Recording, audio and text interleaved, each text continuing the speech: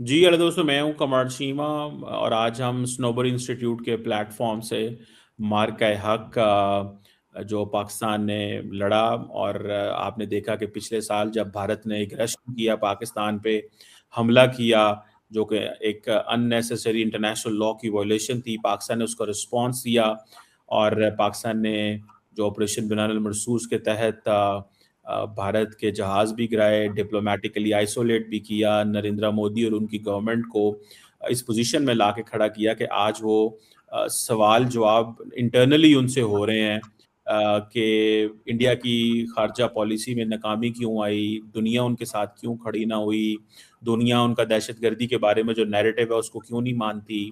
क्योंकि वो सारी दुनिया को यही बताते थे जी कि पाकिस्तान जो है वो दहशतगर्दी कराता है, लेकिन पाकिस्तान तो खुद सबसे ज़्यादा मुतासर है और दुनिया में कोई और मुल्क क्यों इंडिया का साथ नहीं देता उनकी इस सोच में। और इस एक साल मार्का-ए-हक को कंप्लीट होने पे स्नोबर इंस्टीट्यूट पे हम तमाम जो हमारे बोर्ड ऑफ डायरेक्टर्स हैं उनके साथ एक कन्वर्सेशन कर रहे हैं। सबसे पहले तो मैं शुक्रिया अदा करना चाहता हूँ चेयरमैन स्नोबर इंस्टीट्यूट एambassador एजाज अहमद चौर साहब का।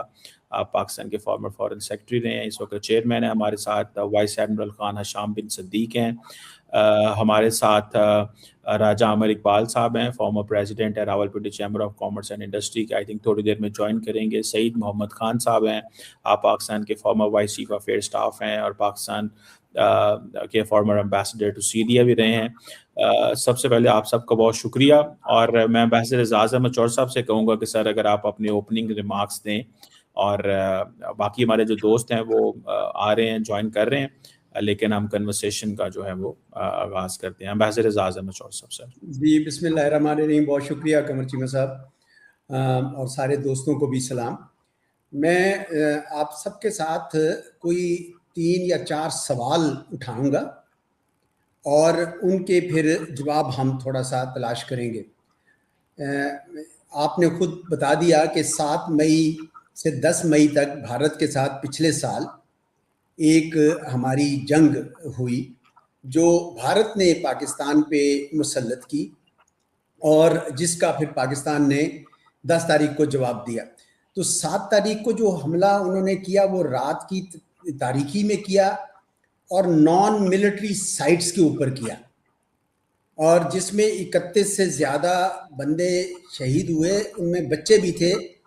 बहुत सारे जो मस्जिदें थीं उनसे मुल्हिका स्कूल थे वो तबाह किए और उसी दिन यानी अलग सुबह पाकिस्तान की एयर फोर्स ने उनके 7 तैयारे मार गिराए और वो तैयारे यानी बियॉन्ड विजुअल रेंज थे, बड़ी दूर थे और गिराए तो एकदम से धाक सी बैठ गई, लेकिन भारत ने उसको वहाँ रोका नहीं और उन्होंने पहले ड्रोन्स भेजे, फिर बाद में उन्होंने मिसाइल से हमले किए और जब पाकिस्तान को नज़र आया कि कोई सफारती लिहाज से ये भारत को रोका नहीं जा रहा और बैनुल अक़वामी कानून भी उनको नहीं रोक पा रहा, तो फिर आपने मार्का-ए-हक यानी जो हमने 10 मई को जो जवाब दिया, अच्छा वो जवाब इतना कॉम्प्रिहेंसिव था, इतना ज़बरदस्त था जवाब कि भारत ने खुद दरख्वास्त कर दी अमेरिका को कि जनाब ये रोके, क्योंकि हमारे मिसाइल उनके S-400 की जो बैटरी थी या जो ब्राह्मोस की जो स्टोरेज थी, जो थी, इन तमाम चीज़ों को भी तबाह किया, लेकिन सिर्फ मिलिट्री साइट्स पे पाकिस्तान ने उनकी तरह नॉन मिलिट्री साइट्स पे कोई हमला नहीं किया, बल्कि सिर्फ उन मिलिट्री साइट्स पे किया जहां से पाकिस्तान पे अटैक्स हुए थे। तो उसमें इलेक्ट्रॉनिक वॉरफेयर भी थी, साइबर वॉरफेयर भी थी। इसकी मतलब तफसीलात ज़्यादा एयर मार्शल साहब जो हैं और वाइस एडमिरल साहब शायद ज़्यादा हमें इसको तफसील से बताएंगे। तो मैं सिर्फ ये कहना चाह रहा हूँ कि ये जो मार्का-ए-हक है इसने पाकिस्तान के लिए एक बहुत टर्निंग पॉइंट दिया। अब मैं जो सवाल मैं रेज करना चाह रहा हूँ वो पहला सवाल तो ये कि भारत ने हमला किया क्यों। आपको याद होगा कि 22 अप्रैल पिछले साल पहलगाम जो मकबूजा कश्मीर में एक खूबसूरत वादी है, उसमें चंद सयाहों के ऊपर हमलावर हो गए कुछ लोग, उन्होंने 26 के करीब वो सयाह जो उनको हलाक कर दिया। तो उसके फौरन बाद पाकिस्तान ने उसकी ना सिर्फ उसकी मजम्मत की बल्कि ये भी कहा कि इसकी इम्पार्शियल इन्वेस्टिगेशन होनी चाहिए। लेकिन भारत ने चंद मिनट्स में बिल्कुल चंद 7 दकीकों में उन्होंने कहा कि नहीं, ये पाकिस्तान ने कराया है। तो मेरी बात में कई बार मुलाकात भी हुई, हमारे इंडियन जो आते हैं ट्रैक 2 में, उनसे पूछा, मैंने कहा यार तुम्हारे पास कोई एक सबूत नहीं था, तो फिर ये किस लिए आपने हम पे इल्जाम लगा दिया? उसने कहा देखें, हम ये कहते हैं कि एक पैटर्न है, मुंबई है, पठानकोट है, ये है, वो है, तो चुनाचे हम ये सोचते हैं। मैंने कहा वो उन मामलों में भी तो यही था कि आप सबूत के बगैर ही पाकिस्तान के पे इल्जाम लगाते थे, कहीं ये एक पॉलिसी तो नहीं थी आपकी? तो चुनाचे ऐसा लगता है कि उन्होंने वो इस दफा भी वही कोशिश की, लेकिन इस दफा चली नहीं। दुनिया भर में से एक मुल्क भी ऐसा नहीं है जिसने भारत के इस इल्जाम की तायीद की हो कि ये पाकिस्तान ने किया। और पहली दफा भारत का ये जो झूठ है, जो पिछली 2 दहाइयों से ज्यादा 9/11 के बाद से वो दुनिया को ये बावर करा रहा था पाकिस्तान दहशतगर्दी करता है, तो हुआ ये उल्टा कि वो उनकी जो सारा जो झूठ है उसका भरम जो है वो खुल गया पहलगाम के वाक़े के बाद। तो दुनिया ने बिल्कुल उनकी कोई बात नहीं मानी, और अब ये आलम है कि वो खुद दहशतगर्दी पाकिस्तान में कर रहे हैं। कभी बलूचिस्तान में वाया अफगानिस्तान करते हैं, कभी खुद टारगेट किलिंग्स करते हैं। तो दुनिया को अब उनका वो चेहरा नजर आना शुरू हो गया। इसलिए मार्का हक जो है वो थोड़ा इस लिहाज से बड़ा इंपॉर्टेंट है कि एक भारत का एक जो झूठ था वो आश्कार हुआ। दूसरी वजह जो अक्सर वो कहते हैं, और मैंने खुद सुने हैं इंडिया के दानिश्वर बैठे टॉक शोज में, वो कहते हैं कि हमने एक नया नॉर्मल सेट कर दिया है कि अब जब भी कभी दहशतगर्दी का वाकया होगा हमें किसी को कुछ नहीं पूछना, हमने दहशतगर्दों में और हुकूमत पाकिस्तान में कोई तफरीक नहीं करनी, हमने ढक से पाकिस्तान के ऊपर हमला कर देना। भाई ये किस किस्म का नया नॉर्मल आपने बना लिया? खुद ही आप ज्यूरी हैं, खुद ही आप उसका जज हैं और खुद ही आप फैसला कर दें। तो ये मेरे ख्याल में ये नया नॉर्मल नहीं है, क्योंकि हुआ ये कि इन्होंने अपनी तरफ से तो जो हमला किया, इनको अंदाज़ा नहीं था। ये असल में हमला इन्होंने इसलिए किया कि ये सोच रहे थे कि पाकिस्तान बड़ा कमज़ोर है इस वक्त, सियासी तौर पर, इक़्तिसादी तौर पर और अस्करी तौर पर। तो हुआ ये कि पूरी कौम यकजा होगी और हमारी तरफ से ऐसा जवाब आया कि असल नॉर्मल अब जो है, न्यू नॉर्मल, वो मार्का हक बन गया है बजाय इसके। तीसरी जो वजह अक्सर बयान की जाती है भारत के हमले की, जो बयान नहीं की जाती लेकिन जो ज्यादा महसूस की जाती है, वो ये है कि भारत अपने आप को इस खित्ते का एक हेजमोन समझता है। वो समझता है कि उसकी रीजनल पुलिसमैन होगा वो, और उसकी चलनी चाहिए। तो और चूंकि वो दुनिया यानी इस इलाके का अब नेट सिक्योरिटी प्रोवाइडर है, तो उससे पूछ के हर चीज होनी चाहिए, और अगर वो किसी पे भी ताकत का इस्तेमाल करे तो कोई जनूबी एशिया का मुल्क अपनी आवाज ना उठाए। तो ये आपने देखा कि अखंड भारत से जुड़ा हुआ ये फलसफा है उनका, और वो बड़े अरसे से बीजेपी की सरकार जो है वो ये कोशिश कर रही थी कि हम जो है पूरे। रिजल्ट क्या हुआ है कि अब उनको मार्का हक ने ये बता दिया कि जनाब अब आप ऐसा नहीं कर सकते हैं, आप नेट सिक्योरिटी प्रोवाइडर नहीं हैं, बल्कि अगर कोई यानी जो आपके हमसायों से सारे ताल्लुकात खराब हो रहे हैं, पाकिस्तान से, बांग्लादेश से, मैं समझता हूँ कि नेपाल, श्रीलंका, बांग्लादेश, मालदीव में भी बड़ी वो है। तो भारत का वो जो ग्लोबल प्रोफाइल लेने का एक खास ख्वाब था, एक ख्वाहिश थी, वो भी मेरे ख्याल में इस मार्के हक की वजह से वो चिकनाचूर हो गया है। अच्छा जी, दूसरा सवाल मैं ये करता हूं कि पाकिस्तान को मार्के हक से क्या मिला? ये मार्का आई मीन्स कि 10 मई का जो हमारा जवाब था, पहला तो ये है कि पाकिस्तान ने ये साबित कर दिया कि पाकिस्तान अब इस तरह की जारियत का मुकम्मल मुंह तोड़ जवाब दे सकता है। फिर मैं कहूँगा कि इसका जवाब, इसकी तफसीलात एयर मार्शल साहब बताएंगे, वाइस एडमिरल साहब बताएंगे, लेकिन ये साबित हो गया कि हमने किस तरीके से मॉडर्न वॉरफेयर लड़ी कैसे जाती है। ये कोई कन्वेंशनल वॉरफेयर नहीं थी, ये कोई टैंकों से नहीं लड़ी गई, कोई ये गन्स के साथ नहीं लड़ी गई, ये एक बाकायदा मॉडर्न वॉरफेयर थी। मिसाइल थे, ड्रोन्स थे, इलेक्ट्रॉनिक वॉरफेयर था, साइबर एलिमेंट्स थे, इंटीग्रेटेड था, मल्टी डोमेन था, तो बहुत ज़बरदस्त तरीके से जंग लड़ी। तो मैं समझता हूँ कि ये एक पैगाम वाज़े चला गया है कि पाकिस्तान अपना दिफा करना चाहता है। दूसरा, वही दहशतगर्दी का जी पाकिस्तान पे जो इल्ज़ाम था वो अब मुकम्मल तौर पर धुल गया है, ये भारत का जो झूठ है वो आश्कार हुआ है। और तीसरा, मैं ये कहूँगा कि पाकिस्तान की जो कौम के अंदर एक ऐसी स्पिरिट आ गई है, और आप अभी हम प्रोग्राम शुरू होने से पहले बात कर रहे थे कि इस वक्त पूरे मुल्क में प्रोग्राम्स हो रहे हैं, सारे लोग जो हैं खुशी के जज्बे से सरशार हैं कि अब हमने इस कौम को, इस मुल्क को इंशाल्लाह औज सरैया तक पहुंचाना है हमने। और फाइनली मैं ये कहूँगा कि हमारा जो डिप्लोमेटिक प्रोफाइल है वो बहुत ऊंचा हुआ है। और आपने सिर्फ अमेरिका के सदर की बात नहीं है, पूरी दुनिया के ममालिक जो हैं पाकिस्तान की बहुत इज्जत और तकरीम करने लगे हैं। अमेरिका के सदर को तो इस बात की भी खुशी है कि हमने उनको क्रेडिट दिया जो उन्होंने काम किया, लेकिन भारत के अंदर इतनी भी ग्रेस नहीं थी कि भाई पहले आप उनको रिक्वेस्ट कर रहे हैं कि आप ये रुकवाएं और अब फिर आप उनको क्रेडिट भी देने को तैयार नहीं है। तो चुनाचे आपने देखा कि अमेरिका के सदर ने कोई 50 बार से ज्यादा बार ये जिक्र किया है कि ये जहाज जो है भारत के गिराए गए।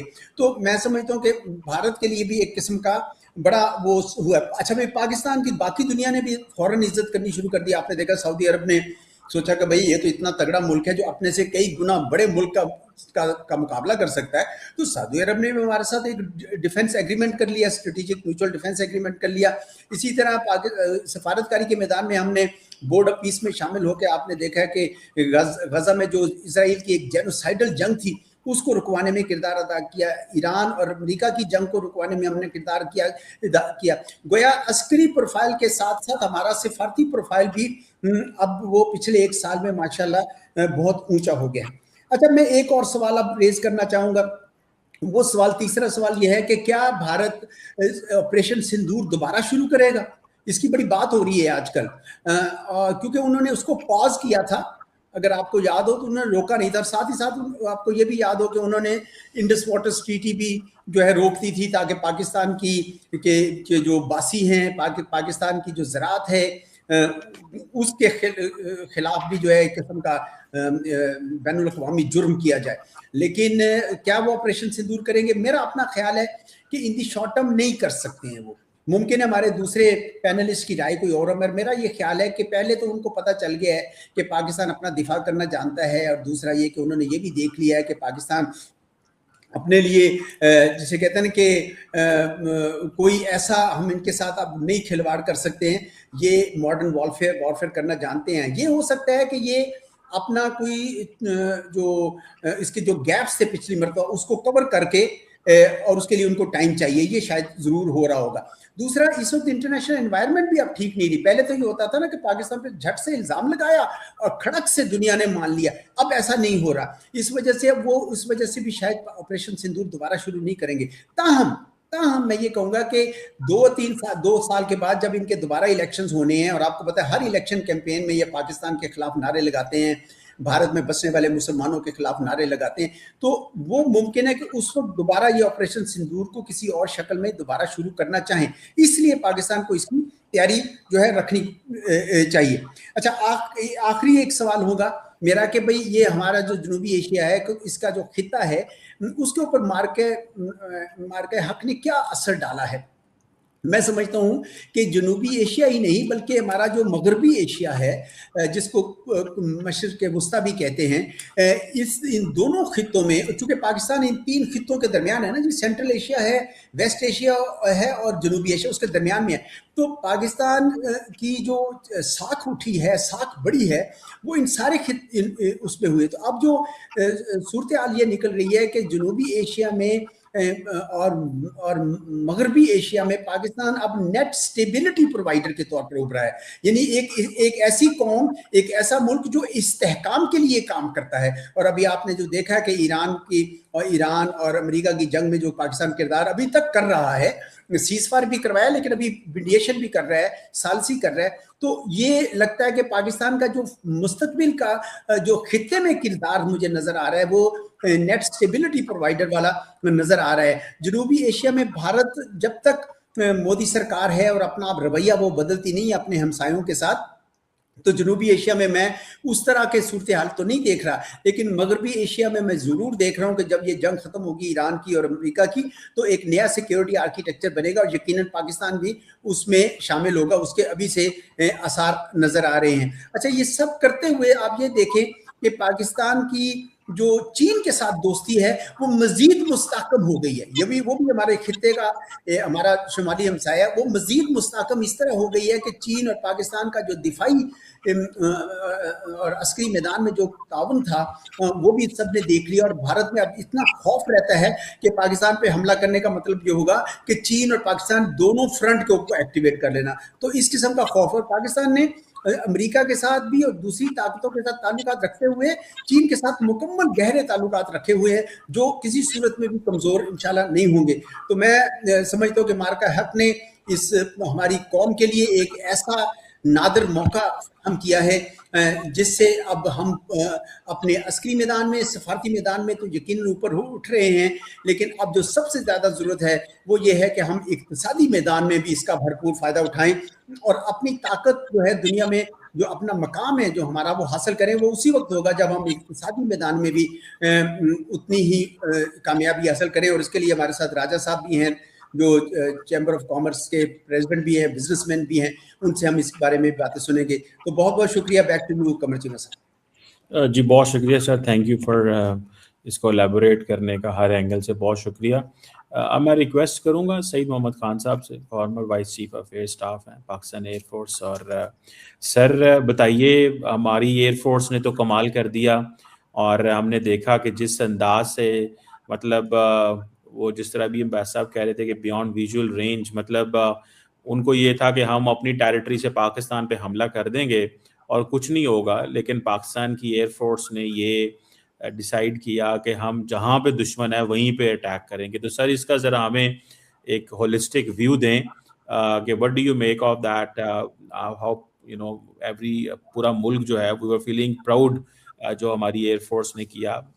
कैसे इसको एक्सप्लेन करेंगे? 1 साल मार के हक हो गया और हमारी जो एयरफोर्स ने जिस अंदाज से भारत के खिलाफ जो एयर डोमिनेंस रखी और जो हमें सुपीरियरिटी रखी, what do you make of that sir? बहुत शुक्रिया डॉक्टर कमर साहब। सर एजाज ने बहुत तफसील से और डिटेल से मार्का हक को एक्सप्लेन किया है। मैं अपने आप को आपके सवाल के हिसाब से रिस्ट्रिक्ट रखूंगा सिर्फ एयरफोर्स परफॉर्मेंस की तरफ। देखिए, पाकिस्तान एयरफोर्स जब से वजूद में आई है उसने हमेशा इंडिया के खिलाफ बहुत अच्छी परफॉर्मेंस दी है, बेशक वो 65 की जंग हो या 71 की जंग हो या वो जंगें हों जो एक्चुअली लड़ी नहीं गई, जिनको अवॉइड किया गया पाकिस्तान एयरफोर्स की प्रेपरेशन की वजह से। मैं खास तौर पे आपको याद कराना चाहूंगा कि पूरा 1980s जो है हम पाकिस्तान में सुनते रहे कि इजराइल जो है वो इंडिया में उनके जहाज लैंड कर गए और वो हमारे कहूटा प्लांट को हिट करना चाहते हैं, और एयरफोर्स ही थी जो एक पाकिस्तान को सिक्योरिटी एयर कवर दे रही थी। और हमने 5-6 साल तक इजराइल और इंडिया की जो भगत थी 1980s में कि किसी तरह पाकिस्तान न्यूक्लियर ना हो, पाकिस्तान एयरफोर्स ने उनको उस अटैक करने की हिम्मत नहीं दी। उन्होंने अपने जहाज भी लिए थे इंडिया में, लेकिन वो नहीं कर सके। इसी तरह 2001 में हमारा इंडिया के साथ स्टैंड ऑफ हुआ जो ऑलमोस्ट 1 साल रहा, और इट वाज ओनली जब पाकिस्तान एयरफोर्स की कैपेबिलिटी के ऊपर हमारी लीडरशिप ने उनको थ्रेटन किया कि अगर आपने कोल्ड स्टार्ट डॉक्ट्रिन को इम्प्लीमेंट किया तो हम अपनी एयरफोर्स को इस्तेमाल करेंगे, तो उन्होंने जो है क्या कहते हैं फिर अपने ये जो एक स्टैंड ऑफ था उसको खत्म किया। फिर अगर आप देखेंगे 2019 में जो स्विफ्ट रिटॉर्ट हुआ था या जो बालाकोट और इंसिडेंट था, वो जो था उसने पाकिस्तान एयरफोर्स को एक अंडरस्टैंडिंग दी कि ये जो है ना इंडिया जो है वो अब एक बिगर प्लान की तरफ बढ़ रहा है। अगर आपको याद हो कि बिटवीन 2019 एंड 2025 इंडिया ने more than 5,000 crore Indian rupees के वेपन्स खरीदे, जिनमें प्राइमरी वेपन्स जो थे वो राफेल एयरक्राफ्ट थे जो 2025 तक तकरीबन 33 या 36 आ चुके थे। BrahMos air to surface missiles थे जो रशिया से लिए गए थे, S-400 की एयर डिफेंस बैटरीज ली गई थी, और इजराइल से जो उनका सबसे अच्छा किलर ड्रोन हेरोप था वो लिया गया था। और इंडिया ये समझ रहा था कि हम जो हैं क्या कहते हैं इन वेपन्स के साथ हम पाकिस्तान को एक सबक सिखा सकेंगे। जिस तरह सर एजाज ने कहा, 5 मई 2025 से पहले पाकिस्तान एक डिफरेंट मुल्क था और एक डिफरेंट मुल्क के तरीके से परसीव किया जा रहा था। जब 22 अप्रैल को पहलगाम हुआ डॉक्टर साहब, तो Pakistan United nation security council गया, आईसीजे गया, हम दुनिया के हर बड़े फोरम में गए और हमने ना सिर्फ बायलैटरल बल्कि इंटरनेशनल इंक्वायरी की भी दरखास्तें की। लेकिन उस वक्त ये लगता था, क्योंकि पाकिस्तान के बारे में एक इंप्रेशन था कि ये एक मुल्क है जो हब ऑफ टेरर है और इस इलाके के अंदर जितनी इंस्टेबिलिटी है वो पाकिस्तान की वजह से है। तो एक जनरल कंसेंसस इंडिया को बैक कर रहा था कि जो ये कह रहा था कि जी कि ठीक है, पाकिस्तान को एक सबक सिखा दे और अगर आप ये सबक सिखा देंगे तो हम आपको प्रमोट करेंगे as net security provider in this region against China. देखिए, पूरी दुनिया के जो एनालिस्ट हैं वो ये कह रहे हैं कि जो प्रेजेंट वर्ल्ड ऑर्डर है वो फेड इन कर रहा है, जो कि हेजेमोनिक डिजाइन्स के ऊपर बेस्ड है, और जो नया वर्ल्ड ऑर्डर है जिसको चाइना हेड कर रहा है वो अब इस वक्त पूरी दुनिया में इमर्ज कर रहे हैं। Africa, middle east, south east Asia और फार ईस्ट एशिया वो एरियाज हैं कि जहां चाइना ने थ्रू इकोनॉमिक कोऑपरेशन अपना असर और रसूख कायम कर ली। सो मैं सिर्फ ये ऐड करूंगा सर एजाज के अंडरस्टैंडिंग से कि जो पाकिस्तान है ना वो एक स्केप गोट के तौर पे मई 2025 में इस्तेमाल हुआ, क्योंकि जो हम एक्चुअल निशाना नहीं थे, एक्चुअल निशाना चाइना था मेरे नजदीक। This is my understanding. लेकिन क्योंकि हमें एक कमजोर मुल्क समझा गया था कि ये मिलिटरीली भी इस वक्त कमजोर हैं, इनकी पॉलिटिकली भी ये डिवाइडेड हैं, आर्म फोर्सेस के पास वो सपोर्ट हासिल नहीं है, तो it is a good way, it is a good time के एक ही तीर से दो शिकार किए जाए, पाकिस्तान को सबक भी सिखाया जाए और इंडिया को इस इलाके का प्रोवाइडर भी बनाया जाए।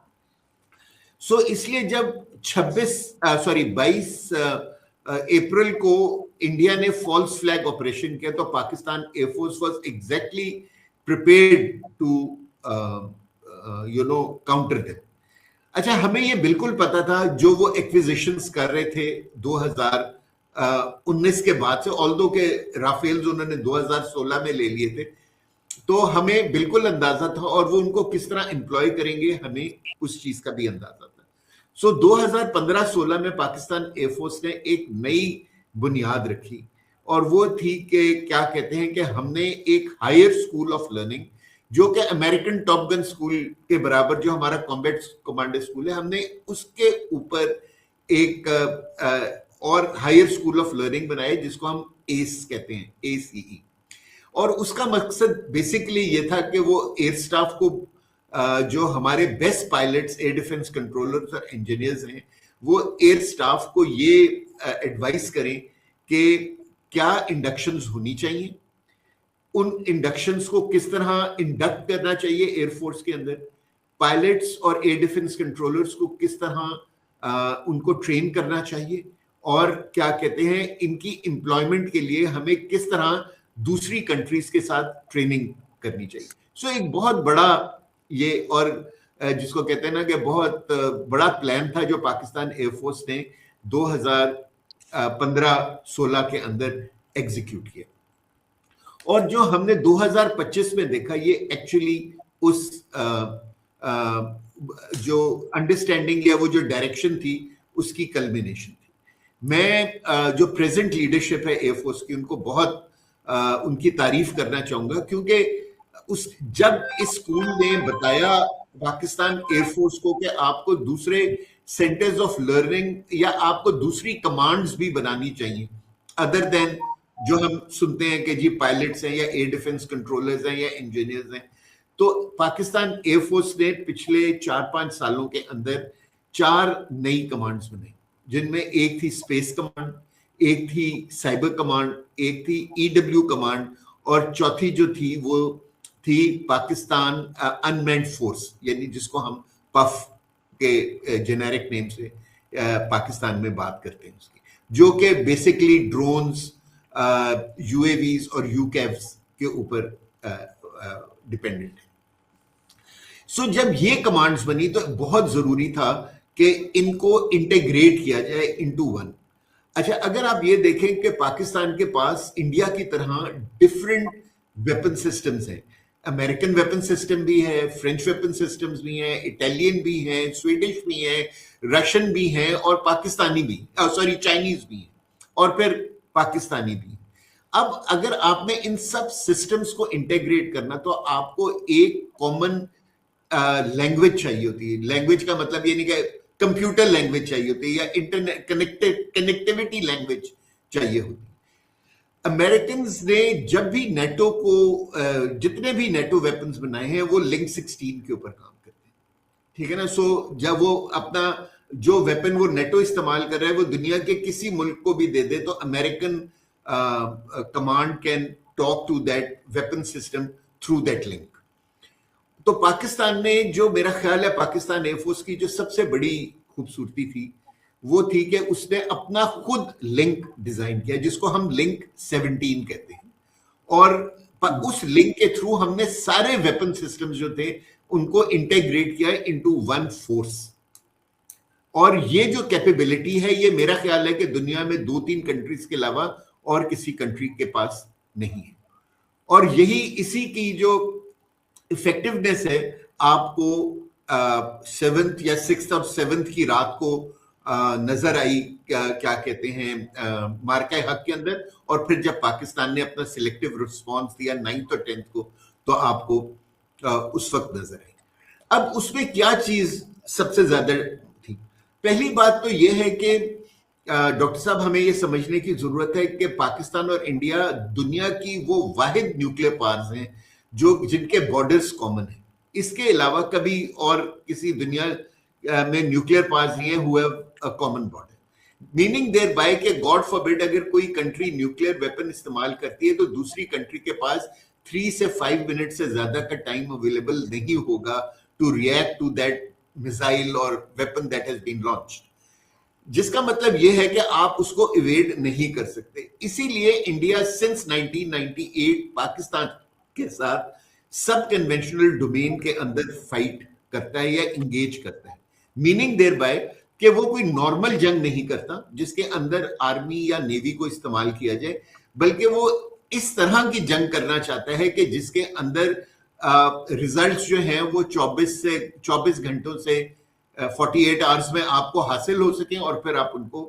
रिटेन कर सके। इसीलिए आपने पहले कोल्ड स्टार्ट डॉक्ट्रिन के बारे में सुना होगा कि इंडिया ने कोल्ड स्टार्ट डॉक्ट्रिन को इनिशिएट किया इस इलाके में, और इस जंग के दौरान भी वो यही करना चाहते थे। पाकिस्तान ने, डॉक्टर साहब, उसको इस तरह काउंटर किया कि वो जो वेपन्स उन्होंने खरीदे थे और जो उन वेपन्स की नॉर्मल एम्प्लॉयमेंट थी, हमने उस तरीके से उनके साथ जंग लड़ी ही नहीं।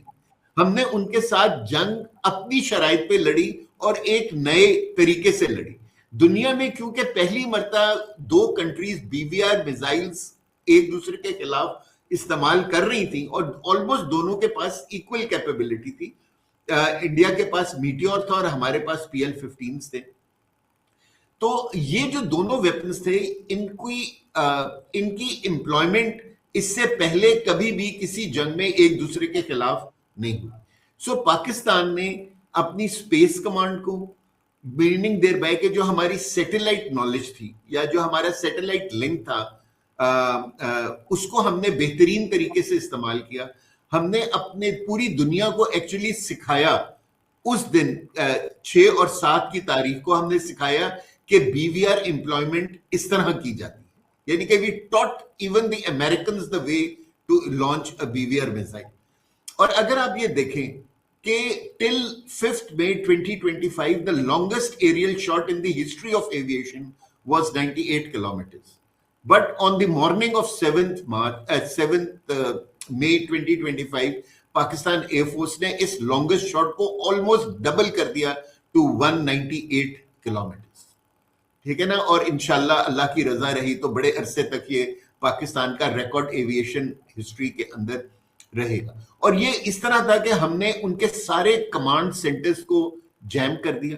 उनके जितने लिंक्स थे, from command centre to the pilot, from the pilot to the air defence controllers, from the air defence controllers to the missile sites, हमने by employing our cyber capability, by employing our space capability, by employing our EW capability, हमने Indians को बिल्कुल, जिसको कहते हैं जिसको कहते हैं ब्लाइंड कर दिया in our language.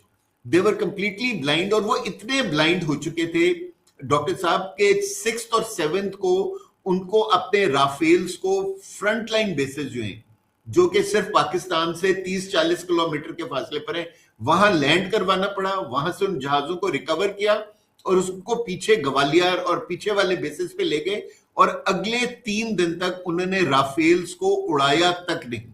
So on the very first day Pakistan air force ने, जो उनका प्राइड था, इंडियन प्राइड था एयरफोर्स का उनकी, उसको ग्राउंड करवा दिया, और उन्होंने पूरे कॉन्फ्लिक्ट में उसके बाद राफेल को इस्तेमाल नहीं। सिमिलरली जब 9th और 10th को हमने अपना रिस्पॉन्स दिया, तो उनके जितने थे, जैसे सर एजाज ने भी फरमाया कि हमने उनकी S-400 का जो रेडार था, जो मोस्ट डिफेंडेड चीज होती है, हमने सिर्फ एक मिसाइल फायर करके उसको तबाह कर दिया। जो उनकी ब्राह्मोस की स्टोरेज साइट थी, हमने उसको कंप्लीटली तबाह कर दिया। हमने उनके जो उन्हें रेडार्स ड्रोन्स जो वो इस्तेमाल करे थे, हमने उनके खिलाफ काउंटर स्ट्रेटेजी इस्तेमाल करके हमने उनको सॉफ्ट किल करना शुरू कर दिया। मीनिंग दे बाय कि आप उनको ग्राउंड फायर से या क्या कहते हैं इलेक्ट्रॉनिक जैमिंग से आप उनको गिराते चले जाए। और हमने उनको इतना गिराया कि only in 4 days 60% of the Indian drone capability was reduced. ठीक है ना। सो अल्हम्दुलिल्लाह Pakistan air force perform exceptionally well in these 4 days। लेकिन अब आगे क्या होगा, दिस इज द क्वेश्चन जो सर एजाज ने भी पूछा। सो मेरे ख्याल में सिंदूर 2 इज ऑलरेडी ऑन, ये मेरी रीडिंग है, और वो है in the shape of using proxies against Pakistan. India को ये एहसास हो गया कि वो पाकिस्तान को एक कन्वेंशनल कॉन्फ्लिक्ट में या एक सब कन्वेंशनल कॉन्फ्लिक्ट में हरा नहीं सकता। तो वो अब हमें डिस्टेबलाइज रखने के लिए, ताकि हमारी इकोनॉमिक ग्रोथ ना हो, तो वो जो है उसने जितने हमारे टेररिस्ट ऑर्गेनाइजेशंस थी जो पाकिस्तान बेस्ड थी, लाइक BLA, TTP, और इनको गोद ले लिया, और अब उनके थ्रू वो हमें डिस्टेबलाइज करे। सो आई सी सिंदूर 2 in the shape of unconventional conflict. And अगर इंडिया, मैं नहीं समझता कि सिंदूर 3 इन द शॉर्ट टर्म करेगा, ठीक है ना, जब तक उसके पास 144 राफेल्स नहीं आ जाएंगे, वो अपनी पायलट्स को और एयर डिफेंस कंट्रोलर्स को वो ट्रेनिंग नहीं दे देता, जो अगर उसने जो लेसन ड्राइंग की होगी सिंदूर 1 से, वो उस वक्त। So in the short term I do not see Sindoor 3 happening, but I think that we are already in Sindoor 2। So I think जो पाकिस्तान एयरफोर्स को अपने आप को प्रिपेयर्ड रखना चाहिए, as being in the senior staff of the PF for the last years, I know कि Pakistan air force ने अभी तक अपनी 20 से 30% तक कैपेबिलिटी को शो किया, लेकिन like a good force they should not rely on the laurels anymore. They should continue their training, they should continue to beat them, and not through better weapons but through better strategy in a future conflict. सो मुझे Pakistan air force और उसकी leadership के ऊपर बहुत इत्मीनान है कि इंशाल्लाह जो भी लीडरशिप होगी पाकिस्तान एयरफोर्स की, वो कभी पाकिस्तान एयरफोर्स को उस नहज पे नहीं जाने देगी जहां हम अवाम की तवक्कुआत के ऊपर पूरा ना उतर सके। और इंशाल्लाह जब भी नेक्स्ट कॉन्फ्लिक्ट हुआ तो Pakistan air force will always lead the war from the front. Thank you. बिल्कुल, thank you very much air marshal Saeed Khan साहब। हमें आपने बड़े एलैबोरेट अंदाज से एक्सप्लेन किया कि एक्चुअली हुआ क्या और हमारी कैपेबिलिटीज़ क्या थी, और वो शॉक कैसे हुए कि उनके साथ जो कुछ हो रहा है ये हो क्या रहा है। तो thank you very much for helping us to understand. मैं रिक्वेस्ट करूँगा वाइस एडमिरल खान हशाम बिन सदीक साहब से कि सर बताएं कि नेवी के हवाले से आप क्या समझते हैं कि पाकिस्तान की नेवी जो है माशाल्लाह, हम अक्सर तजर्बे भी करते रहते हैं, और सुनने में आया कि इंडिया अपना एयरक्राफ्ट कैरियर बचाता फिरा मार्का हक के दौरान, और वो छुपाते फिरते थे, कभी उसको कहीं लेके जाते थे, कभी कहीं लेके जाते थे। But sir overall give us a strategic analysis, what do you make of के इंडियन जो नेवी या इंडियन आर्मी के क्या प्लान्स थे, और व्हाट डू यू मेक कि कैसे चीज़ें जो हैं वो हो रही हैं, और पाकिस्तान ने मार्का हक में जो लड़ा, what's your take on that, sir? अगर मैं ये कह सकूं चीमर साहब कि सिर्फ पाकिस्तान नेवी नहीं बल्कि एडमिरल साहब आपको पता है हमारे एम्बेसडर सऊदी अरेबिया में रहे हैं और बहुत सारी ऑर्गेनाइजेशन को हेड किया। अगर ये ओवरऑल भी जरा थोड़ा सा स्ट्रेटेजिक लेवल पे भी का जो ये पूरा हुआ है सिलसिला, और फिर पाकिस्तान नेवी का भी ऑफ कोर्स बताएं। जी शुक्रिया सर। जी बिस्मिल्लाहिर्रहमानिर्रहीम, बहुत शुक्रिया। पहले जैसा एम्बेसडर एजाज ने कहा, मैं ओवरऑल कॉन्टेक्स्ट पेश करूंगा। मेरे अपने ख्याल में जो मार्का हक था एक क्राउनिंग मूवमेंट था for Pakistan as a nation, एक मूवमेंट ऑफ ग्लोरी है which we continue to reap benefits out of our superlative performance जो कि हमने मार्का हक में दी। जब मैं इंडिया की तरफ से देखता हूं तो मैं ये समझता हूं कि उनके लिए कॉइंड दिस टर्म एक मल्टी डोमेन स्ट्रेटेजिक एम्बैरसमेंट हुई। तो आप इसको मार्का हक को 3-4 एंगल से देख सकते हैं। डिप्लोमेटिक एंगल से देखा जा सकता है, साइबर वॉर और इंफॉर्मेशन वॉर के हिसाब से देखा जा सकता है, मीडिया की वॉर से देखा जा सकता है, and obviously there is a nuclear domain, और साथ ही साथ मिलिट्री स्ट्रैटेजी के हिसाब से देखा जा सकता है। तो आपको पता होगा कि doctor Cheema knows more than I do कि विद रिस्पेक्ट टू जो मीडिया का उनका नैरेटिव था वो बिल्कुल उनका, यानी कि जिसे कहते हैं ना कि मुंह के बल वो गिर गया। जो उन्होंने एक वॉर हिस्टेरिया कायम किया हुआ था और एक जो फेक न्यूज का एक बाजार गर्म किया हुआ था, उस पे जो जितनी एम्बेरसमेंट उनको इंटरनली और इंटरनेशनली हुई, चीमा साहब इस पे कमेंट कर सकते हैं। डिप्लोमेटिकली हमारे जो ट्रस्टेड दोस्त थे जिनमें तुर्की, सऊदी अरेबिया और चाइना शामिल है, और बाकी ममालिक जितने भी खिते के हैं और खिते से बाहर भी हैं, उन्होंने पाकिस्तान के साथ न सिर्फ पाकिस्तान के नैरेटिव को फॉरवर्ड किया बल्कि पाकिस्तान की भरपूर डिप्लोमेटिक और दूसरी तरीके से मदद की।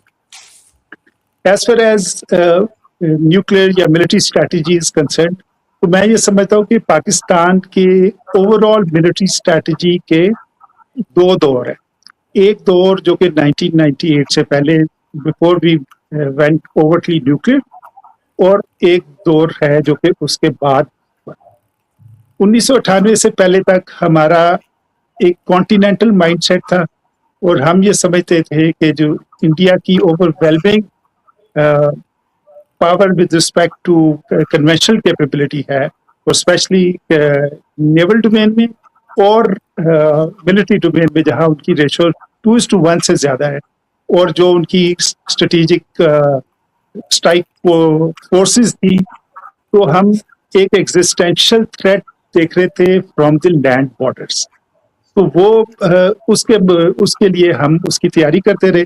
तो फिर जब हमारा जो न्यूक्लियर डिटरेंस, जो स्ट्रेटेजिक डिटरेंस आ गया, तो हम ये समझते थे कि ये डिटरेंस इतना काफी होगा कि वो एक कन्वेंशनल वॉर को डिटर कर सके।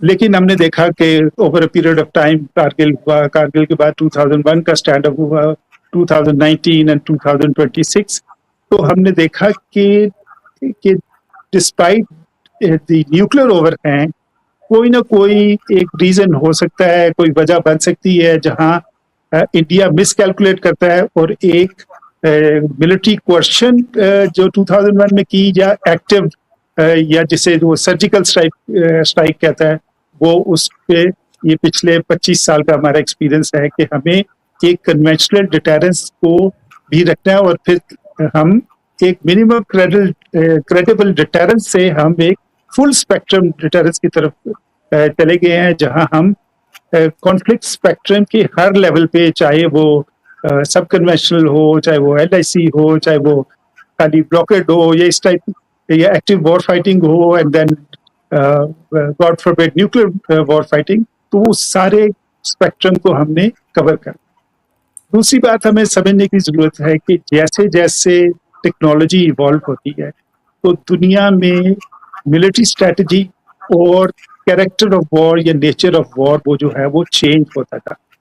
और हम ये देखते हैं कि इन करंट सिनेरियो जो कि हमने यूक्रेन और रशिया का देखा, कि एक इंटेलिजेंस बेस्ड ऑपरेशन और इंटेलिजेंस ऑपरेशन या साइबर ऑपरेशंस इतने कामयाब और इतने इफेक्टिव हो गए हैं कि वो आपकी कन्वेंशनल कैपेबिलिटी के जो इफेक्ट्स हैं उसको फार आउटवे करते हैं compare to the risk and the cost involve.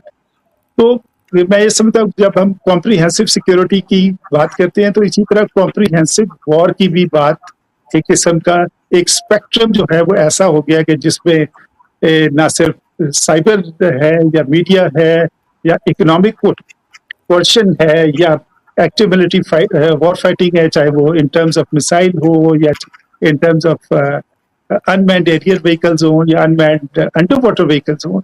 तो ये सारा जो एक ऐसा एक बड़ी हो गया है वॉरफेयर का कि जिसमें हमें हर किस्म की तैयारी की जरूरत रहती है और इसी तरह जो है वो क्या कहते हैं फोर्सेस और अपनी कैपेबिलिटी नेशंस डेवलप करती हैं। तो जब ये न्यूक्लियर डिटरेंस हमारा आ गया तो हम ये समझते हैं और ये बिल्कुल बजा तौर पर समझते हैं कि जो भी आइंदा जंग अगर होती है, मिलिट्री कॉन्फ्लिक्ट होती है, वो शॉर्ट एंड स्मार्ट होगी और डिस्ट्रक्टिव होगी। तो जब इस चीज को मद्देनजर रखें तो जितने भी एयर एलिमेंट्स हैं जिन उनमें फ्लेक्सिबिलिटी होती है, उनमें प्रिसिशन अटैक होता है और उनमें स्पीड का एलिमेंट होता है ताकि जो शॉर्ट टाइम में जो आप इफेक्ट्स क्रिएट करना चाहते हैं वो हासिल हो सके। तो पाकिस्तान की एक ओवरऑल मिलिट्री स्ट्रेटजी है जिसमें कुछ ऑफेंसिव एलिमेंट हैं, कुछ डिफेंसिव एलिमेंट्स हैं और कुछ ऐसे एलिमेंट्स हैं जो कि इकोनॉमिक वर्शन और दूसरी चीजों को वो रोकते हैं। तो मैं ये समझता हूँ कि ये एक जितनी भी आर्म फोर्सेस है कुछ एक्टिव वॉर फाइटिंग देखती हैं, कुछ डिफेंसिव रोल में होती है। तो दोनों फोर्सेस के अपनी अपनी तय अपना रोल जो है वो इंतहाई अहम होता है। तो हमने देखा कि इस मार्का हक में एयरफोर्स की एप्लीकेशन हुई और मिसाइल की एप्लीकेशन हुई जो कि एक बड़ा डेंजरस ट्रेंड है। जैसे सईद साहब ने कहा कि हमारे पास वार्निंग का कोई यानी कि हार्डली 2 या 3 मिनट की वार्निंग है या इससे कम की डिपेंडिंग अपॉन हाइपरसोनिक मिसाइल्स और ये वो।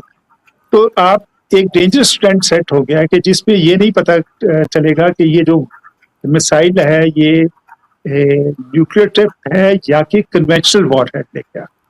तो आइंदा इस चीज के बारे में बहुत ज्यादा मुहतात रहना पड़ेगा। इसी तरह हमने देखा कि जो अक्रॉस द लैंड बॉर्डर्स हमारे ऑपरेशन जो थे वो लिमिटेड थे, बट जो भी ऑपरेशन हमारी पाकिस्तान आर्मी ने किया across specially line of control जो है वो बड़े इफेक्टिव थे और उनकी दुश्मन को कारी जर पहुंचाई।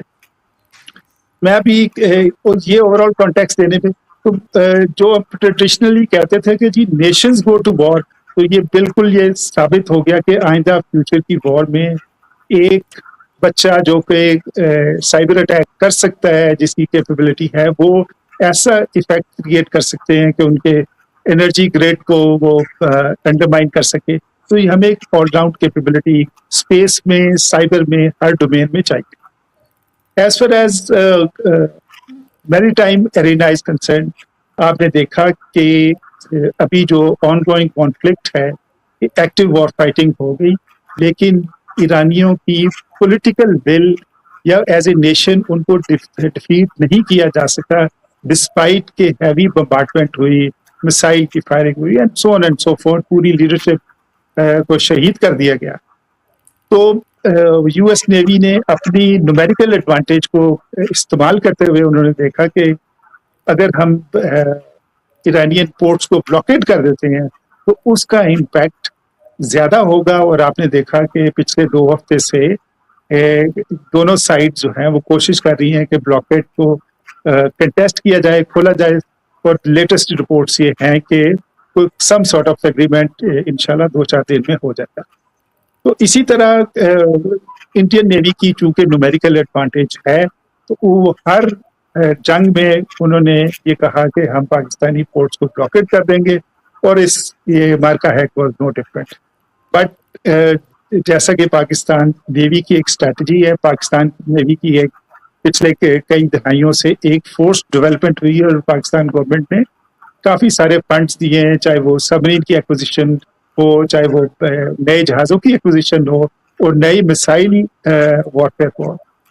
तो मैं ये समझता हूँ कि पाकिस्तान नेवी की एक मौसर स्ट्रैटेजी, जिसे वो एंटी एक्सेस या एंटी डिनाइल स्ट्रैटेजी कहते हैं, चाहे वो इंडिया का एयरक्राफ्ट कैरियर हो, चाहे उनकी सबमरीन हो, या उनके जितने भी मेजर वॉरशिप्स हैं, वो तकरीबन जंग से पहले तो शायद 300 मील दूर थे, लेकिन पूरी जंग में वो 700 मील से नजदीक नहीं आ सके। तो डिस्पाइट के एक किसी भी मिलिट्री प्लानर के लिए या मिलिट्री स्ट्रैटेजिस्ट के लिए कोशिश ये होती है कि अपनी स्ट्रेंथ को एनिमी की रिलेटिव वीकनेस या वल्नरेबिलिटी के अगेंस्ट पिच किया। So despite having a numerical advantage, Indian Navy could not generate any combat potential towards the southern flank. हमें ये समझना चाहिए कि हमारे सी के साथ गहरे मुफादात हैं। आपने देखा कि जितनी वॉर एफर्ट हमें चाहिए या जितनी हमें इकोनॉमिक सस्टेनेबिलिटी या जनरल डेली लाइफ को सस्टेनेबिलिटी, अगर आपकी सी लाइंस ऑफ कम्युनिकेशन डिसरप्ट हो जाए तो वो एक नेशन के लिए डिजास्टर्स हो सके। तो अल्हम्दुलिल्लाह पाकिस्तान नेवी की डिप्लॉयमेंट की वजह से, एक सिगैसिटी की वजह से हमारा ट्रेड, हमारी जो वाइटल और क्रिटिकल सप्लाईज थी, चाहे वो in terms of arms and ammunition या in terms of POL supplies थी, ताकि मामूलात जिंदगी चलते रहें और इंडस्ट्री का पहिया चलता रहे, तो सी लाइंस ऑफ कम्युनिकेशन जो है वो बिल्कुल सेफ रही, सिक्योर रही और अनइंटरप्टेड। दूसरा जो हमारा एक तकरीबन 1000 किलोमीटर से लंबा सदर्न फ्लैंक है, जो वल्नरेबल रहता है कि किसी भी मिसएडवेंचर इंडिया का एक थ्रेट रहती है कि वो एम्फीबियस लैंडिंग कर सकते हैं या उस तरफ से सदर्न फ्लैंक से अटैक कर सकते हैं, जबकि हमारी कंसंट्रेशन कश्मीर की तरफ हो, मेजॉरिटी रहती है और बाकी के पॉपुलेशन सेंटर्स की तरफ रहती है। तो ये वाला फ्लैंक, इसको चाहे एयर डिफेंस प्रोवाइड करना हो, चाहे उसके सीवर डिफेंस प्रोवाइड करना, तो वो पाकिस्तान नेवी की जो एम्प्लॉयमेंट है, चाहे वो सबमरीन्स की या चाहे वो सरफेस शिप्स की, उन्होंने ऐसी की कि वो इंडिया इस चीज को एक्सप्लॉइट नहीं कर सका। तीसरा जो मैं समझता हूँ कि चूंकि हम ये समझते हैं कि न्यूक्लियर ओवरहैंग में जंग जो है वो लिमिटेड होगी in terms of time and in terms of scale as well. तो अगर सदर्न फ्लैंक पाकिस्तान में, जिसमें कराची जो हमारा इकोनॉमिक हब है और हमारी लाइफलाइन है पूरे पाकिस्तान की, उसको अगर अटैक होता तो ये जो कॉन्फ्लिक्ट है ये आउट ऑफ प्रोपोर्शन जा सकता था और वो एक ऐसी जंग छिड़ सकती थी जिसको कंट्रोल करना या काबू करना जो है आसान ना होता। तो इसलिए मैं ये समझता हूँ ये भी एक रिस्ट्रेनिंग फैक्टर था कि इंडिया डिड नॉट वांट, वो ये समझ रहे थे कि हमारी हेजेमनी और हमारी पॉलिटिकल और डिप्लोमेटिक क्लाउट ऐसा है कि हम एक सर्जिकल स्ट्राइक करेंगे और पाकिस्तान रिएक्ट नहीं करेगा और हम पूरी दुनिया में अपना ढिंढोरा पीटेंगे कि देखे हमने एक टेररिस्ट इंफ्रास्ट्रक्चर को ना सिर्फ तबाह किया बल्कि पाकिस्तान को सबजुगेट कर दिया। तो ये नेट सिक्योरिटी प्रोवाइडर का जो स्पेशली एरेना था at the behest of US, उन्होंने स्पेशली कॉइन किया था इंडियन ओशन के लिए, जहां वो चाइनीज नेवी को कंटेस्ट करना चाहते थे और अपनी एक हेजेमनी कायम करना चाहते हैं। मैं ये समझता हूँ कि ये जो ऑपरेशन सिंदूर था, टेसिट अप्रूवल थी US की।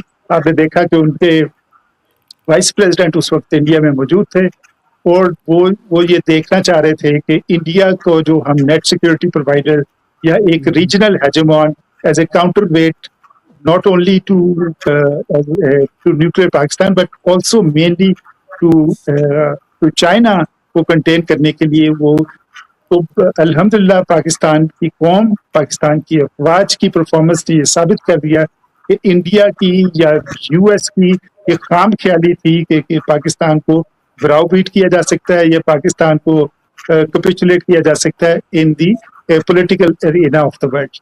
एंड अल्हम्दुलिल्लाह हमारी कौम की रिजॉल्व और कौम के जज्बे ने और हमारी प्रोफेशनलिज्म ने इंडिया को वो सबक सिखाया है कि मेरा नहीं ख्याल कि कोई active military conflict in the immediate time frame हो, स्पेशली जबकि ऑलरेडी एक मिडल ईस्ट में कॉन्फ्लिक्ट जारी है। और आपने देखा कि ये ऑपरेशन बुनियानुल मरसूस के ही मरहून मिन्नत है कि पाकिस्तान को एक खित्ते में एक इंतहाई अहम रोल एज्यूम करना पड़ा इन ए रीजनल कॉन्फ्लिक्ट, जहां ना सिर्फ ईरान बल्कि पूरी दुनिया, चाहे वो चाइना हो, वो एक हमारे पाकिस्तान की तरफ देख रही है कि वो उनकी मीडिएशन एफर्ट जो है, और इंडिया जो नेट सिक्योरिटी प्रोवाइडर जो था या रीजनल हेजेमोन था, is conspicuous bye it's absence, जो है जिसे कहते हैं कि नेट एब्सकॉन्डर सा हो गया। तो मैं ये समझता हूँ कि, और ये कपल ऑफ लास्ट कमेंट्स, आपने देखा कि इस जंग के खात्मे के बाद इंडियन डिफेंस मिनिस्टर ने while visiting Indian naval ships, उसने कहा कि पाकिस्तान तैयार रहे, नेक्स्ट राउंड जो होगा वो मैरीटाइम एरिना में होगा। तो हमें बिल्कुल तैयार रहना चाहिए। हमें वो एक सिनर्जी क्रिएट करने की जरूरत है कि जहां तीनों आर्म फोर्सेस एक कॉमन एनिमी को एक कॉम्प्रिहेंसिव मिलिट्री स्ट्रैटेजी के तहत एक्सिक्यूट करें, ताकि कहीं भी कोई वीकनेस या कोई वल्नरेबिलिटी को हम एक्सपोज ना कर सके। अल्हम्दुलिल्लाह ओवर द लास्ट डिकेड, जैसे मैंने कहा कि पाकिस्तान गवर्नमेंट ने, चूंकि मैं ये समझता हूँ कि future of the world in 21st century will be decided on the waters of Indian Ocean, and fortunately we are part of an important segment of an important country in the Indian Ocean. तो इसके लिए हमें कोई choice नहीं है कि ना सिर्फ हमें अपनी maritime power in terms of naval power को कंटिन्यू करना है, और हमारा जो एनहांस रोल है, चाहे वो गल्फ में चाहे वो इंडियन ओशन में, उसको हमें ये करने की जरूरत है। और एट द सेम टाइम जब हमने एक इकोनॉमिकली डेवलप करना है, तो हमें एक अपनी ब्लू इकोनॉमी को डिसरिगार्ड नहीं कर सकते। हमारा, आई थिंक हमारा फ्यूचर प्रेमिस, चाहे वो ऑयल एंड गैस की एक्सप्लोरेशन हो, वो एट सी है। इसी तरह और बहुत सारे जो सी रिसोर्सेज हैं जिनको अभी तक हमने टैप नहीं किया, तो हमारा फ्यूचर जो है इंशाल्लाह ब्राइट है। और हमें मैरीटाइम सेक्टर को, नेवल पावर को और ओवरऑल मैरीटाइम पावर को, जैसा कि हमने ये रिसेंट जो ऑनगोइंग कॉन्फ्लिक्ट है गल्फ में, हमने देखा कि चूंकि ईरानी नेवी के पास ऐसी पावर नहीं है कि वो अपने ब्लॉकेट को लिफ्ट कर सके, कंटेस्ट कर सकती है इन पार्ट, लेकिन उसको पूरी तरह लिफ्ट नहीं कर सकती। तो a weak navy may not, a strong navy may not win you a war, but a weak naval power will lead to a failure in war, अगर हम ओवरऑल कॉन्टेक्स्ट में देखें तो। बट अल्हम्दुलिल्लाह हमारी arm forces, specially air force, army and navy जो है, एक ऑल राउंड कैपेबिलिटी, एक comprehensive arm forces development plan है जो कि परसू किया जा रहा है, और इसमें हम मल्टी डोमेन ऑपरेशंस के लिए आइंदा, और एक जॉइंट अभी CDF का भी ओहदा आ गया है। तो मैं ये समझता हूँ कि इसमें तीनों फोर्सेस के दरमियान एक सिनर्जी होगी, और जो नए एरियाज ऑफ वॉरफेयर हैं उनको हमें कंटिन्यू करना चाहिए। और डिप्लोमेटिकली मैं ये समझता हूँ कि हमें जो हमें मुकाम हासिल हुआ है, इसको हम एक जो या जियो पोलिटिकल मूवमेंट जो हमें ये अपॉर्चुनिटी मिली है, इसको जियो इकोनॉमिक्स में कन्वर्ट करना, जिसमें हमें इंटरनली बहुत सारा काम करना है, चाहे वो इंडस वाटर ट्रीटी को जो एब्रोगेशन तो नहीं, जो सस्पेंशन है उसको टैकल करना, और बाकी मोस्ट ऑफ अदर इन्फ्लेशन और एक इकोनॉमिक ग्रोथ को टैकल करना, ताकि हम एक खित्ते में और दुनिया अक़वाम आलम में जो ख्वाब हमारे आबा अजदाद ने देखा था, जो कॉमिटी ऑफ नेचर में जो हम प्लेस डिजर्व करते हैं, वो हम हासिल कर सकें। बहुत शुक्रिया जी। Thank you very much admiral Hasham साहब, हमें बहुत अच्छी आपने एक ओवरव्यू दिया। Thank you for helping us to understand that. Raja Aamir Iqbal साहब, सर आप जारी बात है 1 घंटे से सुन रहे हैं, मुझे अंदाज़ा है you must be like fully charged होंगे कि मैं बताऊं कि जो हमें डिविडेंड्स मिले हैं उसको हमें इकोनॉमिकली कैसे इंसेंटिवाइज कर सकते हैं, हमें क्योंकि हमें पहले भी अपॉर्चुनिटीज़ दुनिया में मिलती रही हैं, हम रेलिवेंट हुए हैं, लेकिन वो ज़्यादातर पार्टनरशिप सिक्योरिटी पार्टनरशिप रही हैं और इकोनॉमिक पार्टनरशिप में कन्वर्ट प्रॉपर्ली नहीं हो सकी, और जहाँ पे इकोनॉमिक इंगेजमेंट हुई है उसको भी कोई लंबा चौड़ा हम टैप इन नहीं कर सके। लेकिन राम राना साहब, अपना राजा अमर इकबाल साहब, सर आखिर में द फ्लोर इज़ योर्स, और फिर उसके बाद हम इसको कंक्लूड कर देंगे sir. Thank you very much sir, thank you doctor Cheema साहब, थैंक यू सर। मेरे सीनियर्स ने बड़ी डिटेल में बात बताई है। एम्बेसडर साहब का पहले सवाल का मैं क्विकली जवाब दूंगा, क्योंकि वो माइंडसेट है जो इकोनॉमी से भी लिंक्ड है। ये इंडिया ने क्यों किया, हम बिजनेसमैन जो होते हैं वो हर चीज को एनालाइज कर रहे होते हैं, देख रहे होते हैं, ट्रैवल भी करते हैं। इंडिया भी मैं इन सालों में गया। मेरे ख्याल में ये 1996 ऑनवर्ड, ये आप देखें बीजेपी की जब गवर्नमेंट आई और उसके बाद वाजपेयी साहब आए, वो फेडरल लेवल पे, सेंट्रल लेवल पे थे, लेकिन मोदी साहब जो आरएसएस की उस ब्रैकेट में आते हैं वो गुजरात में थे। 2001 में वो इलेक्ट हुए, सीएम वहां बने। और 2002 का मुस्लिम आपने देखा मैसेकर जिस तरह किया गया, वो जो हेट्रेड उन्होंने उसको बैशिंग शुरू की मुस्लिम्स के अगेंस्ट, ये वो माइंडसेट है जिसको मैं देखता हूँ। उस माइंडसेट को लेके उन्होंने वहां से चलते चलते प्राइम मिनिस्टरशिप भी उन्होंने हासिल कर ली 2014 में। अब 2014 से जब हम आगे चलते हैं तो हमें पता है कि उनका माइंडसेट एक दो चार और उनके हम ख्याल लोग उनके साथ आ गए, जिसके अंदर वो डोवल साहब भी शामिल हैं, अमित शाह साहब भी शामिल हैं, और इस तरह के दो चार और उनके हॉक शामिल हैं। उन्होंने महसूस किया कि एलओसी से बाहर 1971 की वार के बाद कभी उन्होंने अटैक नहीं किया, एलओसी पर ही सब कुछ करते रहे। लेकिन अगर आप देखें तो वो आस्ता आस्ता एलओसी से 2022 में बालाकोट के केपीके के सूबे में उन्होंने अटैक किया। जो भी किया वो सब डिटेल सबके सामने, लेकिन उनका दिल बढ़ता गया और आखिर ये माइंडसेट उनका आकर इधर खत्म हुआ का मेन लैंड पर भी अटैक कर सकते हैं, जो कि मेरे ख्याल में सिंदूर ऑपरेशन बहुत गलती की है उन्होंने, उससे एक्सपोज हुआ है इंडिया बहुत वाज़े तौर के ऊपर। और पाकिस्तान की जो अहमियत है वो दुनिया में, जैसे मेरे सीनियर्स ने बताया है, एयर मार्शल साहब ने भी बड़ी डिटेल में बताया और एडमिरल साहब ने भी बड़ी डिटेल में बताया, तो मैं उसको नहीं टच करूंगा। लेकिन ये वो माइंड सेट है जो बेसिकली इकोनॉमी को भी अफेक्ट कर रहा है, और उसके रेमिफिकेशंस जो हैं, स्पिल ओवर जो है वो इंडिया से पाकिस्तान की तरफ आना बहुत वाज़े हैं। जैसे कि बताया गया यहाँ पर कि वो इंसर्जेंसी को या टेररिस्ट एक्टिविटीज को पाकिस्तान में हवा देता रहेगा, और ये वाइस वर्सा चलता भी रहेगा। अब इसके अंदर इकोनॉमी को हमने देखना है कि पाकिस्तान ने क्या हासिल किया। एक्सीलेंट एम्बेसडर साहब ने बड़ी जबरदस्त बात शुरू में की और मैं उनको सेकंड करता हूँ कि डिप्लोमेसी, डिप्लोमेटिक हमारी जो एक इमेज है दुनिया में वो बहुत जबरदस्त इमर्ज हुआ। आर्म फोर्सेस का तो अपनी जगह मिलिट्री की माइट जो भी एयरफोर्स ने किया और बाकी फोर्सेस ने किया वो भी सामने आया, लेकिन उसका डिविडेंड आज हमें यूएस से ईरान वॉर में मिल रहा है कि हमें पाकिस्तान को एक हिस्सा मिला है कि हम उसको पीस टॉक्स करवा रहे हैं।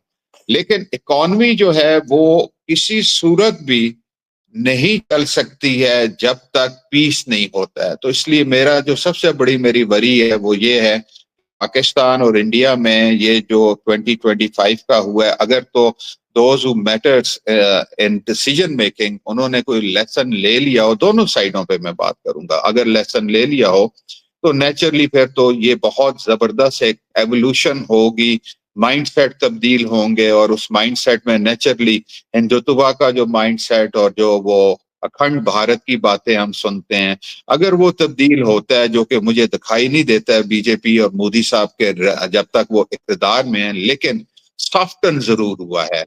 जिस तरह मेरे सीनियर्स ने बताया कि उनकी आर्म फोर्सेस को इंडिया में जब ये एहसास हुआ कि वो तो कुछ और सोच रहे थे, कुछ ये हुआ, तो नेचुरली उनकी भी तो जो चीफ्स हैं बड़े पेशा वराना हैं, वो कुछ ना कुछ फीडबैक ऐसी दे रहे होंगे कि भाई ये मत करना, और उससे सॉफ्टन जरूर हुआ है, एक ये पॉजिटिव आउटकम जरूर हुआ है। इंडिया का माइंडसेट मुझे कुछ थोड़ा सा तब्दील होते हुए दिखाई देता है, खास तौर पे अब जब पाकिस्तान यूएसए और ईरान के दरमियान बातचीत करा रहा है, उसके बाद अगर हमारी कामयाबी होती है, एक तो बड़ी वाज़ेह कामयाबी हुई कि हमने कम से कम सीज फायर करवा दिया, जो कि बहुत बड़ी अचीवमेंट है। सो अब हमने इसको किस तरीके से इकोनॉमी को फोकस करना है, मैं 3-4 बातें यहाँ चाहूंगा, मेजर पॉइंट्स। अगर उस पे हुकूमत और रीजन में अगर कोई पीस आ जाता है और हुकूमत वर्क करती है और कारोबारी बिरादरी उसके साथ मिल के और बेहतरी करती है, तो नेचुरली पाकिस्तान की इकोनॉमी रिवाइव की जा सकती है। इन्वेस्टमेंट पाकिस्तान में किसी सूरत बाहर से नहीं आएगी जब तक पाकिस्तानी इन्वेस्टर का कॉन्फिडेंस बहाल नहीं होगा। इन्वेस्टर का कॉन्फिडेंस बहाल करने के लिए 3-4 मेजर चीजें, हुकूमत वक्त को, रियासत को और वो थिंक टैंक्स या पॉलिसी मेकर्स जो कि कुछ अपना असर रसूख रखते हैं, हमें उस पर फोकस करना पड़ेगा। एक तो ये कि पाकिस्तान को जो 2 मेजर अचीवमेंट हुई हैं डिप्लोमेटिक अफेयर्स में और डिफेंस में, उसके लिए अब नेचुरली इंडिया का हमें जो फेज 3, बल्कि जैसे एडमिरल साहब ने कहा फेज 2 तो उन्होंने शुरू किया हुआ है, तो फेज 3 जो सा है एक्सपेक्टेड कि ये पॉज है और ये करेंगे, उसके लिए हमारा डिफेंस का बजट बढ़ना ही बढ़ना है और वो बहुत लाजमी बढ़ना चाहिए क्योंकि वो पाकिस्तान की बका का मामला है। सो हमारे एक्सपेंडिचर तो बढ़ते ही जाएंगे नेचुरली हालात हैं। तो उन एक्सपेंडिचर को मीट अगर करना है हमने लोन्स के थ्रू, तो वो नामुमकिन है कि हम इस तरीके को चला सके। तो मेरा ये ख्याल है कि हमें सी पैक के ऊपर खास तौर पे चाइना के साथ इस वक्त जो फेज 2 है इंडस्ट्रियल डेवलपमेंट का, उसके अंदर काम करना चाहिए। और आई एम श्योर कि अब अमेरिका का भी प्रेशर कम होगा और अमेरिकन भी हमें शायद फेज 2 के अंदर जाते हुए इतना वो प्रॉब्लम, पहले भी नहीं खार ऐसी प्रॉब्लम खास थी, लेकिन अब वो थोड़ा सा एट ईज कर देंगे आपको फर्दर। और चाइना जो है वो फेज 2 के लिए आज का नहीं 2018 का तैयार बैठा हुआ है। जो काम करने वाले हैं उसके अंदर जो सबसे बड़ा काम है वो ये है कि हमें अपनी देखना है कि चाइना से अगर जॉइंट वेंचर्स आते हैं पाकिस्तान में, फिर तो ये पॉसिबल है सी पैक फेज 2 चलेगा। बिकॉज लॉ एंड ऑर्डर जो पाकिस्तानी सरमायाकार है, जो पाकिस्तानी सनतकार है, उसने तो पाकिस्तान में मरना है, जीना है। कोई भी बंदा बाहर से आके अब वो रिस्क शायद नहीं लेना चाहेगा जब तक ये नॉर्मलाइजेशन होती नहीं है रीजन की। तो इसलिए हमें मैच मेकिंग करनी है। इन पाकिस्तान और चाइना की जॉइंट वेंचर्स की मैच मेकिंग एक बहुत बड़ा चैलेंज है, बिकॉज जो चाइना का सनतकार है, खास तौर पे जो ईस्ट में बैठा हुआ है, वो they are huge in size because of the global Chinese जो उनका नेटवर्क है उसकी वजह से। तो सप्लाई चेन जो उनकी बहुत बड़ी है, उसके अंदर हमने अगर हिस्सा लेना है तो हमें छोटे छोटे joint venture, small and medium size के जॉइंट वेंचर्स करने चाहिए और ऐसे करने चाहिए कि जो चाइना के ऊपर टैरिफ लगे हुए हैं वो वाली चीजें हम पाकिस्तान से लाकर उन्हीं मार्केट्स में जो अमेरिका और यूरोपियन मार्केट्स हैं वहां पे मेड इन पाकिस्तान करके पहुंचा सकते हैं।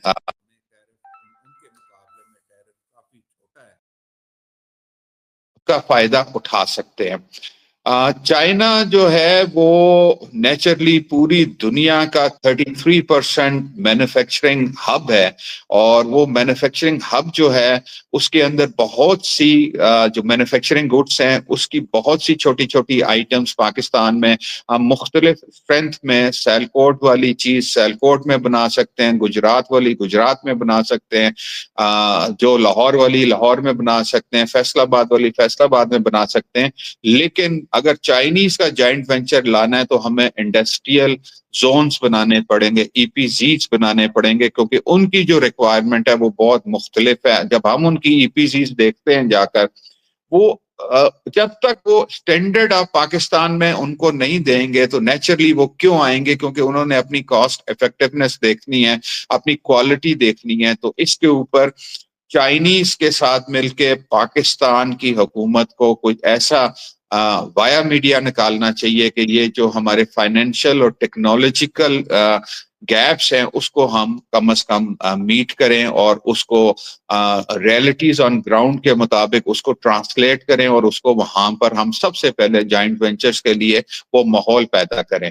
और फिर जॉइंट वेंचर जब शुरू होंगे, चाहे वो 10 हो, 20 हो, 40 हो, 50 हो, वो एक शुरुआत हमें 1 साल नहीं तो अगले 18 महीनों में जरूर करनी चाहिए। उसकी वजह ये है कि ये जो डिविडेंड हमने हासिल किया है ये इतना अरसा नहीं चलेगा, बिकॉज हमने पहले भी देखा है, जो डॉक्टर चीमा साहब ने कहा है कि ये स्पाइक्स जो सी है कि हम दोबारा मिस ना कर दें। मेरा ये ख्याल है कि हम मिस करने के चांसेस बहुत ज्यादा हैं अगर हमने इसको सीरियसली ना लिया। एक और जो अलमिया पाकिस्तान के अंदर हुआ है, जो इस वक्त लेटेस्ट रिपोर्ट भी वर्ल्ड यूएनओ की तरफ से आई है, उसके अंदर पाकिस्तान फूड ग्रेन्स के अंदर नंबर 10 शॉर्टेज वाले मुल्कों में शामिल हो गया है। सो इसलिए ये जो इंडस वाटर ट्रीटी है जिसको हमने डिक्लेयर भी किया हुआ है एक्ट ऑफ वॉर, उसको सिर्फ हमें एक्ट ऑफ वॉर डिक्लेयर करके या इसी तरीके से अगले 2 साल और टपाना, तो 2030 और 2032 तक जितने नए डैम्स वहां बन रहे हैं और जितनी एक्सपेंशन हो रही है डैम्स की, डाइवर्शन वो कर रहे हैं, अगर हम खामोश रहेंगे तो मुझे ये डर ये है कि हम 10वें नंबर की जगह शायद 5वें नंबर पे चले जाएं। तो ये आपकी एग्रो बेस्ड इकोनॉमी के लिए एक बहुत बड़ा ये शॉक पहुंचेगा और इकोनॉमी आपकी एग्रो बेस्ड भी कोलैप्स ना कर जाए। इसलिए इसको प्रेफरेंस नंबर 1 करके हुकूमत को, रियासत को चाहिए कि इसका कोई मसला हल करे। जहां तक बात रही वर्ल्ड बैंक के ऊपर हम होप लगाए बैठे, मैं आज भी एक आर्टिकल पढ़ रहा था, उनके सदर ने तो वाजे कह चुके हैं वो पिछले साल दिसंबर में कि फैसिलिटेटर का हमारा ये रोल है, हम इसमें कोई इंटरफेरेंस एक हद से ज्यादा नहीं कर सकते। और वो भी आजकल एक इंडियन है, आपको पता है, उनका मैं नाम भूल रहा हूँ। और इसी तरह अभी एक आखिरी होप जो है वो कोर्ट ऑफ इंटरनेशनल हेग के ऊपर है। अब अगर उधर से कुछ हमें मिलता है तो देखें कितना उसका असर पड़ेगा इंडिया पर। लेकिन इंडिया के साथ ये बहुत बड़ा इशू है। मैं ये दुआ करता हूं और उम्मीद करता हूं कि ये कश्मीर की तरह 78 साल आगे नहीं लिंगर ऑन करे, क्योंकि ये पाकिस्तान की बका का मामला है। इसके अलावा पाकिस्तान को टैक्सेस के अंदर और अपने जो फाइनेंसेस रेस करने के लिए, बिजनेसेस के लिए, उसके अंदर बहुत सीरियस काम करना पड़ेगा, क्योंकि ये मुमकिन नहीं है कि लोकल इन्वेस्टर भी वो रीजन से हट के दुगना टैक्स पे करके ग्लोबल मार्केट में जाके compete कर सकता है। ये मुमकिन नहीं है, ये नामुमकिन है। और रियाद में जो कुछ 2030 विजन जो MBS साहब का है, उसके अंदर आपको पता है कि किस तरीके से दुबई से मल्टीनेशनल कंपनीज को वो वहां लेकर गए हैं। आपके लिए हैरानकुन बात होगी कि उन्होंने 25% टैक्स दे रहे थे इनकम टैक्स दुबई में, वहां उन्होंने जीरो किया, जीरो के साथ कहा कि अगले 30 साल भी हम आपसे कुछ नहीं लेंगे। तो मुल्क ऐसे काम करते हैं। आपने देखा है रियाद एयरलाइन जो उन्होंने खड़ी की है, एमिरेट्स एयरलाइन कोलैप्स कर रही है क्योंकि उन्होंने बगैर एक टेडी पैसा लिया हुआ लोगों को टिकट्स इशू करना शुरू कर दी है। हम वो लग्जरी अफोर्ड तो नहीं कर सकते हैं, लेकिन हमें ये अपने रीजन में देखना है कि हम इस रीजन कहाँ जा रहा है। चाइना में क्या टैरिफ्स हैं, चाइना में क्या टैक्सेस हैं, क्योंकि चाइनीज ने आके जॉइंट वेंचर्स करना है तो नेचुरली उसको उस एम्बर्ट में हमें रखना पड़ेगा। इंडिया के साथ हमने compete करना है, बांग्लादेश के साथ compete करना है, हमें इस रीजन के साथ अगर compete करना है तो हमें compatible होना पड़ेगा पॉलिसीज में। तो फिर compatibility आपकी कॉस्ट ऑफ डूइंग बिजनेस में आएगी। तो मैं ये देखता हूं कि ये एक गोल्डन चांस मिला है पाकिस्तान को, और मैं खास तौर के ऊपर सलूट पेश करता हूं अपने डिप्लोमेटिक कोर को, अपने आर्म फोर्सेस को, कि उन्होंने ये एक मिल के इतना जबरदस्त पाकिस्तान की नेशन के लिए एक उन्होंने ऑनर खड़ा किया है। अब इस ऑनर को अगर हमने कंसोलिडेट करना है तो हमें इकोनॉमी के ऊपर फोकस करना पड़ेगा। इकोनॉमी को बिल्ड करने के लिए ये बातों से हट के हमें अमली काम करने पड़ेंगे, क्योंकि टाइम की पॉसिटी है। इसलिए मैं यहाँ पे खत्म करूंगा ये बात कहते हुए कि पाकिस्तान की बका इकोनॉमी, और इकोनॉमी के साथ एक लफ्ज और ऐड कर दूंगा मैं कि पॉलिटिकल हार्मोनाइजेशन बहुत जरूरी है, पोलराइजेशन से पाकिस्तान को निकलना है। जो भी पॉलिटिकल स्टेक होल्डर्स हैं उनको ये समझना चाहिए कि एक दूसरे को मार के वो मुल्क को आगे नहीं लेके जा सकेंगे। हमें एक दूसरे को बर्दाश्त करना है और फिर जाके पार्लियामेंट एम्पावर होगा तो पार्लियामेंट फिर एक इकॉनमी पे सीरियसली काम कर सकता है। Thank you very much sir. जी बहुत जी, शुक्रिया अगर इजाजत हो तो एक सलूट जो है वो मीडिया वालों को भी मैं करना चाहता हूँ। जिस तरह उन्होंने कि उनका जो फेक न्यूज का नैरेटिव था और जो कि इंडिया अपने आप को एक मीडिया गुरु समझता था और ये कि जी वो अपने रेडियो वेव्स को या जितनी भी है उसको वो डोमिनेट करते हैं, तो जिस तरह लिमिटेड रिसोर्सेज के साथ ना सिर्फ पाकिस्तान मीडिया ने कंटेस्ट किया बल्कि अपना नैरेटिव जो कि एक हकाइक पे मबनी था और जो एक रिस्पॉन्सिबिलिटी शो की है मीडिया में, वो एब्सोल्युटली जो वो हार्ट वार्मिंग थी। और I am sure the credit must go to people like doctor Qamar Cheema जो कि हमारे मीडिया वॉरियर रहे हैं और जो कि जिन्होंने ऑफेंसिव और डिफेंसिव को दोनों को मद्देनजर रखते हुए पाकिस्तान को एक मीडिया में एक आला मुकाम हासिल किया, सोशल मीडिया में और प्रिंट मीडिया। ऐसे ही सर मीडिया में तो सर अब सारे ही हैं। अम्बेसडर एजाज इतना जो है वो कंट्रीब्यूट कर रहे हैं, आप बहुत सारे मीडिया हाउसेस पे होते हैं, एयर मार्शल साहब होते हैं, तो आप लोगों का बहुत शुक्रिया कि आप अपनी जो प्रैक्टिकल लाइफ में आपने इतना कंट्रीब्यूट किया और अब भी कंट्रीब्यूट कर रहे हैं मीडिया में आके, हमें एक्सप्लेन कर रहे हैं, हमें ये स्ट्रेटेजिक एनालिसिस ऑब्वियसली पाकिस्तानी लोगों को और इंटरनेशनल ऑडियंस को मिल रहा है बिकॉज ऑफ यू, क्योंकि आप लोगों ने क्योंकि अंडरस्टैंडिंग जारी बात है आम लोगों से ज़्यादा है। हम तो चलो थ्योरेटिकली पढ़े हैं लेकिन आपने प्रैक्टिकल एंड थ्योरी दोनों जो है वो मिक्स हुआ है। तो thank you very much admiral Khan Hisham साहब, राजा आमिर इकबाल साहब और एयर मार्शल सईद खान साहब थे हमारे साथ, उनका बहुत शुक्रिया। काफ़ी लंबा हमारा वेबिनार चला गया। तो एम्बेसडर एजाज अहमद चौर साहब सर आपका बहुत शुक्रिया। कुछ कहना चाहेंगे या आपकी कंक्लूड कर दें सर? नहीं, मेरे ख्याल में कंक्लूड कर दें, काफ़ी लंबा हो गया है। आई थिंक बड़े अच्छे अच्छे पॉइंट्स निकले हैं। I think this will be important, जिस तरह आपने कहा कि हमारे लोगों को पता चलना चाहिए ये सारी बातें। बहुत शुक्रिया। Thank you very much sir, बहुत शुक्रिया। Thank you.